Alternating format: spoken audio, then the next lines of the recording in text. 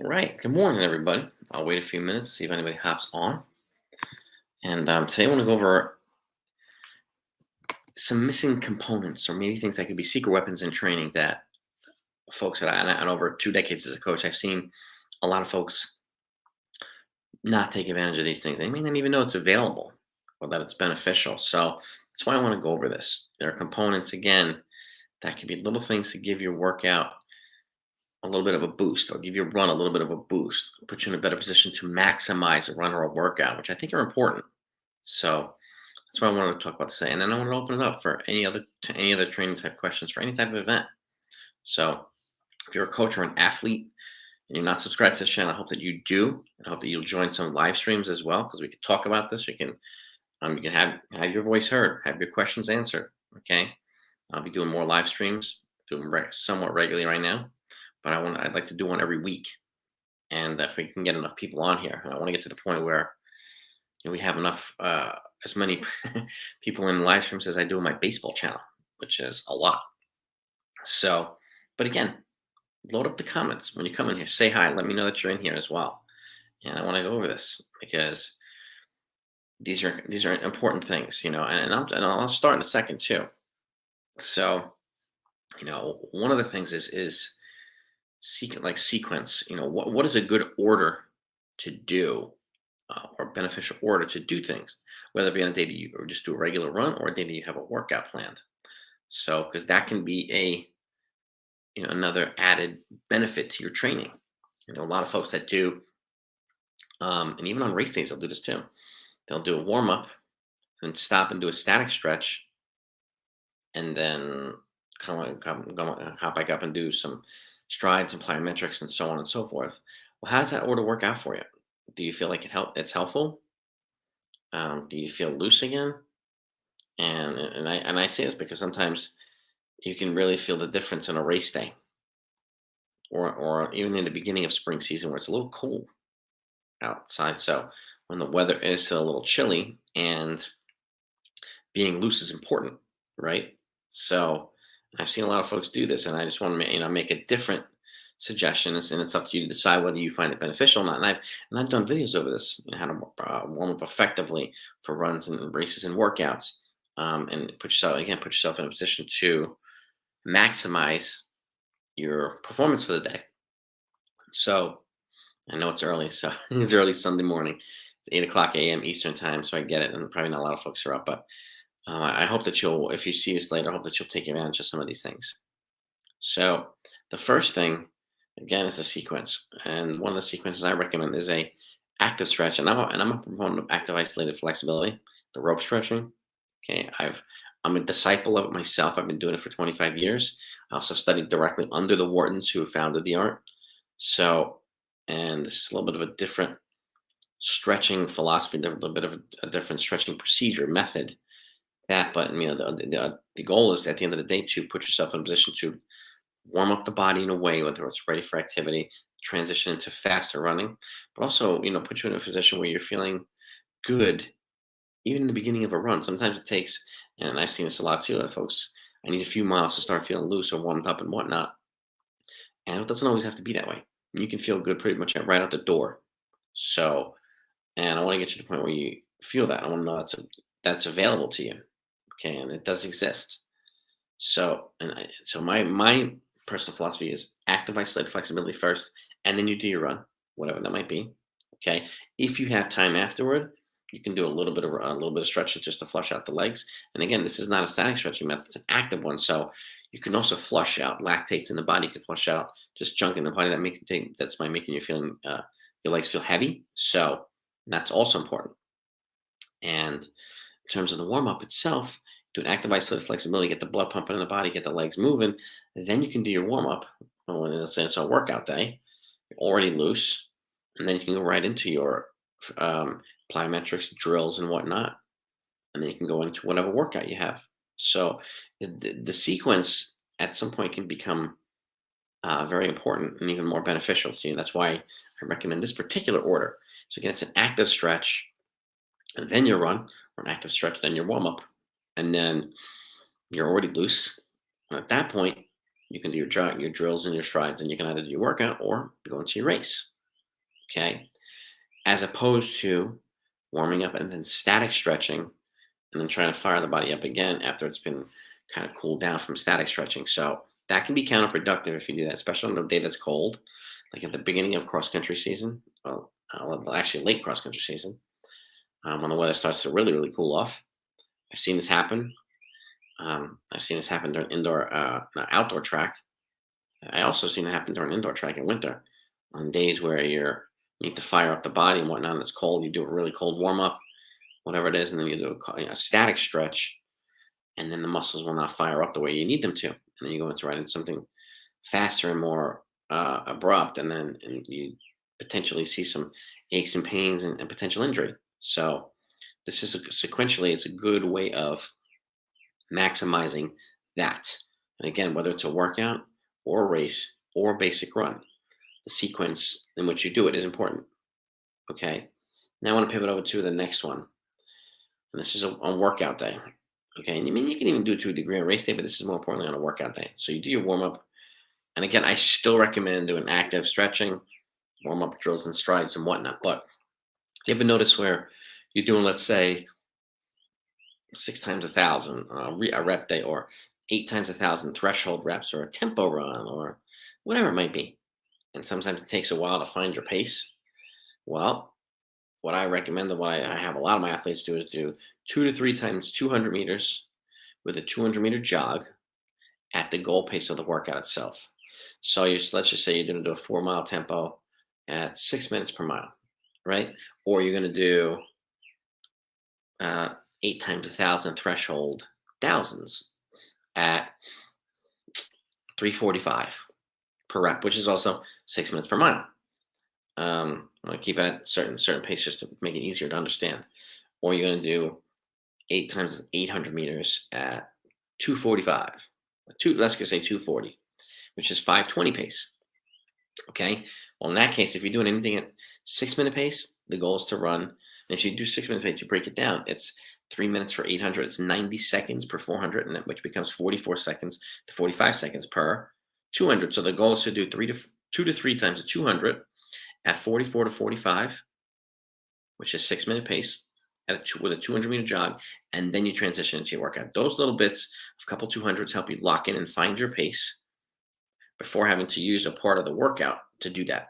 This way you can maximize the whole part, the 100% of your workout beforehand. So, and the stride, I mean, again, the 200s connect is like a little bit of pace work or strides before you lock into the workout. And again, I've seen this happen a lot. Again, I've seen mile repeats where sometimes it takes, if you're doing 6 times a mile, sometimes it takes 2 of them to find the pace. So if the mile repeats are 6 minutes, you do 3 times 200 or 2, if you need that, at 44 to 45 seconds per rep.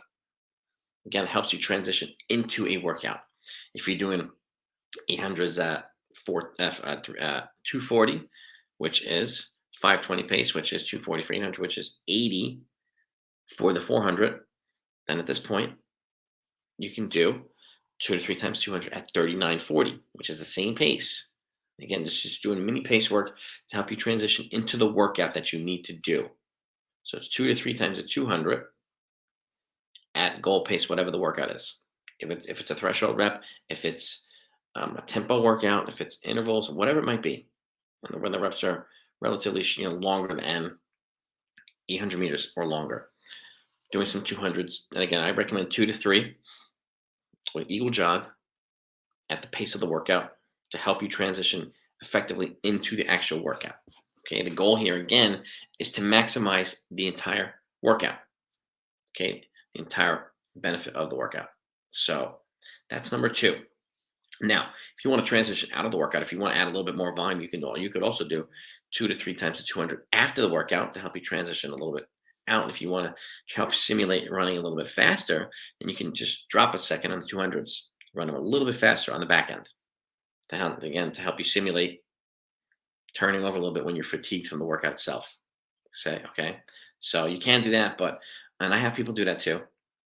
But the goal here is to get the benefit of the workout itself. And how do you do that right after a warm up and stuff like that? This is a good way to do it. Okay. Again, 2 to 3 times 200, 200 jog at your goal pace of the actual workout. Okay, very, very beneficial. And lastly, I'm gonna. This is the flip side now. Let's just say you're doing 400s at mile pace or whatever. So even 600s at 3K pace or 200s at 800 pace or mile pace. Short, fast reps. Sometimes it takes a little while too. Sometimes it can be a little bit. Sometimes folks can go a little bit lactic, right? Or feel like they're going lactic, or be a little bit stiff in this workout too. So what can you do to help get the benefit of a short, fast rep workout? Well, to the flip side. Okay, I prescribe athletes on a regular basis to do a tempo rep from 800 and higher. So whether it be 800 or 1,000 or 1,200 or a mile or 2 mile, whatever it might be, this what this does is the long rep helps you transition from the warm up itself and your drills and strides. This helps elevate your heart rate. Okay, get the body ready to transition to something more aggressive, much more fast. Okay, let me know when you're in here, gang. If you just hit the comments in the live stream, and so I can say hi to you. So again, now this is a short, fast workout. Let's just say it's 6 to 8 times a 400 at mile pace with a 90-second rest or a minute rest. Okay, this is a faster workout. Or 8 times a 200 at 800-meter pace. Right, so you're gonna be moving a little bit fast. So how can you do that? Sometimes it's hard to do right from a warm up and drills and strides. Because generally the drills and strides are fast and doesn't necessarily. I mean, it gets you loose and warmed up, but it doesn't necessarily fire you up into the point where you're ready to do an entire workout that way. So how can you maximize the benefit here? You can do 800 again, or up to a mile, or even higher at tempo pace to elevate the heart rate. And it's a transition point. So you transition from your warm up and your drills and strides to something a little bit more aggressive, into the most aggressive part of the workout. So let's say you do an 800-meter tempo at 240, 80 seconds per, right? Or 3 minutes, 6-minute pace. It helps you transition into the workout, which might be at this point, let's say 8 times of 400 at 65 seconds, which is 420-mile pace, or 8 times of 400 at 75 seconds, which is 5-minute mile pace.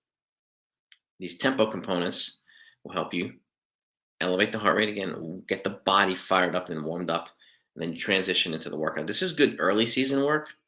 Okay, it's also good mid-season work. You can do it pretty much at any point in time during the season, but particularly in the early season, especially in the fall. Like if you're running cross country, let's just say if you're a high school or college athlete, how do you do it in that way? Well, I have folks.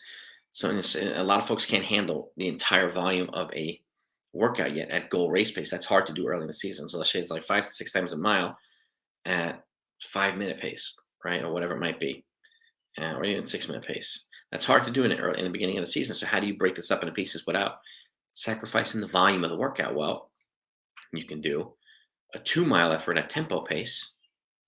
Okay, after you warm up and your drills and strides helps you elevate the heart rate. Then you can transition into either 2 times a mile, right, at goal cross country pace, whatever that might be.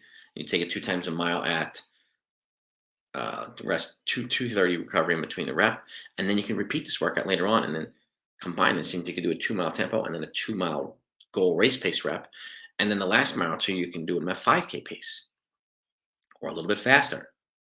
Okay, if you're training for 8K or 10K.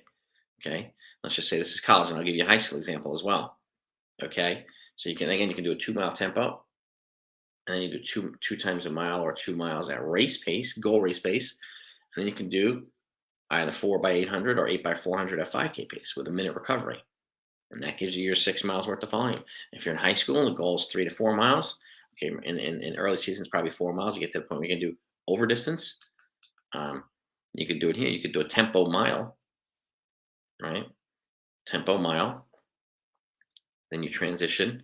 You could do 2 times, whatever you can do, 2 times a mile, 3 times a K, 4 times a K, or 2 to 3 times a mile, whatever you need to do. Let's just say it's 2 times a mile here at goal race pace, which is 230 recovery. Okay. And then you could do the last mile 4 times a 400 or 2 times an 800. So it's broken up into pieces here, broken up into mile, or 2 mile, 2 mile, and 2 mile, but in a way that helps you maximize each part of that workout without feeling you have to go to the well early in the season. Because I also see a lot of folks do this. Well, they'll run a lot in the summer, do a lot of workouts in the summer when it's not necessarily advisable, particularly in the hot weather, and they come into the season and they're ready to race and ready to race a little bit early, and then they wind up doing a lot of workouts again and racing a lot, and then they wind up running their best event, best race at 4 to 6 weeks before they need to be, which is again doing too much too soon or over racing and overtraining. This is another component of it as well. So that's one thing we want to avoid too if we can. So again, sequential today, how to maximize the order in which you're doing things, whether it be the run, workout, or race. Secondly, 200-meter reps to help you transition into the workout that you're going to be running and how to do them.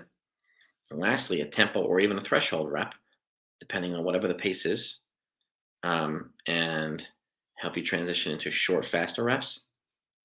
Okay, to help you maximize that. Even if you're a distance runner, some distance runners step down and do things at 800-meter pace and mile pace, which is key. And I've always said this to a well-balanced training program, doing stuff at 5K, even 10K pace, 5K pace, 3K pace, mile pace, 800-meter pace.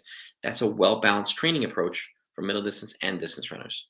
Middle distance runners need stuff at 3K pace and 5K pace to act as VO2 max and aerobic development, and distance runners need stuff at mile pace and 800-meter pace to complement the other stuff that they'd be doing at 3K pace, 5K pace, or even 10K pace. Okay, they both need to complement each other, and this is a great way of doing things together too, to help middle distance runners help the distance and help distance help middle distance. So they can complement each other very well here. All right. So, and then obviously how to maximize the stuff early in the season.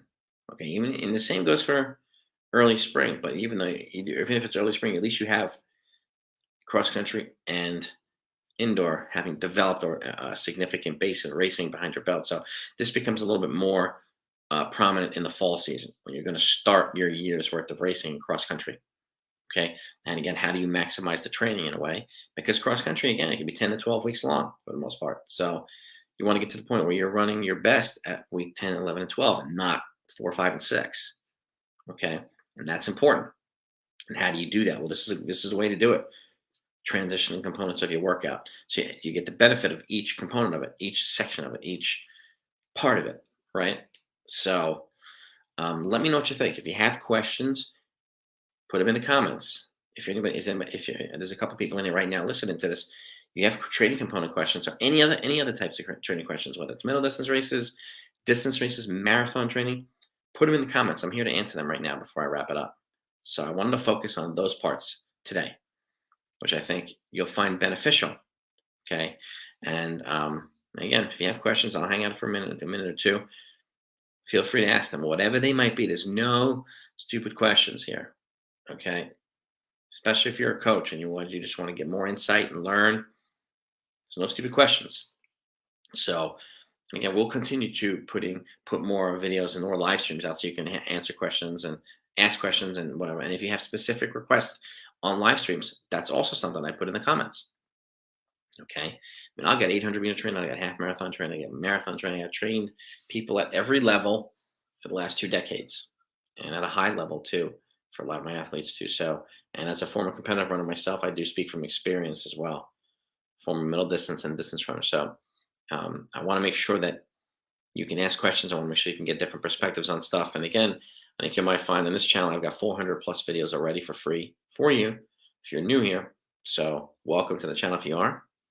And go take a look at the videos. I have everything fully detailed for you, whether it be marathon training, whether it be summer-based training, whether it be fall cross country, high school and college. I've got a half marathon training, I've got 5K, 10K. I've got workouts galore, mile, 3K, 800. Whatever you can think of, I think you're going to find on this channel. So, and that's the whole goal. And I wanted to have it broken down in such a way where you'll get a full understanding of what's being done and why it's being done. And if you still have questions, that's why I gave you my email, which is blackbeltrunningcoach@gmail.com. And you can ask me, reach out to me, and I'm happy to answer them. Happy to help. Okay, I want to get you to the point where you have a good understanding of what's being done and how you can utilize it as a coach or a runner to help either you maximize your running or help your athletes maximize theirs, male and female, because it benefits both. Okay, it's equally important for men and women, for boys and girls. So With that, I'll wrap this up, gang. Any last second questions? Put them in the comments now. Otherwise, I'm going to wrap it up. I want to wish you a great weekend. I know we're transitioning towards the latter part of the outdoor season, the spring season. So if you have questions, again, ask them. I'm happy to answer. Really happy to answer. So, and again, once this live stream goes, it shuts off in a minute, then the video itself, you'll have the comment section where you can ask questions. So, and again, I'm happy to answer. I'm happy to answer whatever you have. Again, I want you to get to the point where you find value in this stuff, and that's the goal for me, to help you find value in the coaching, in the training, okay, in the workouts, the runs, whatever it might be. And how do you do that? In my opinion, is you get a thorough understanding. It helps give you a different perspective as well. Again, I learn from other coaches. I learn from my athletes too. But I want to share my knowledge and experience with all of you so that you can take advantage of it and you can benefit from it. And you have direct access to me if you need to customize it, or if you have any specific questions. So have a great weekend, everybody. Okay. Thanks so much for watching. Train smart, train hard, and I'll talk to y'all next time.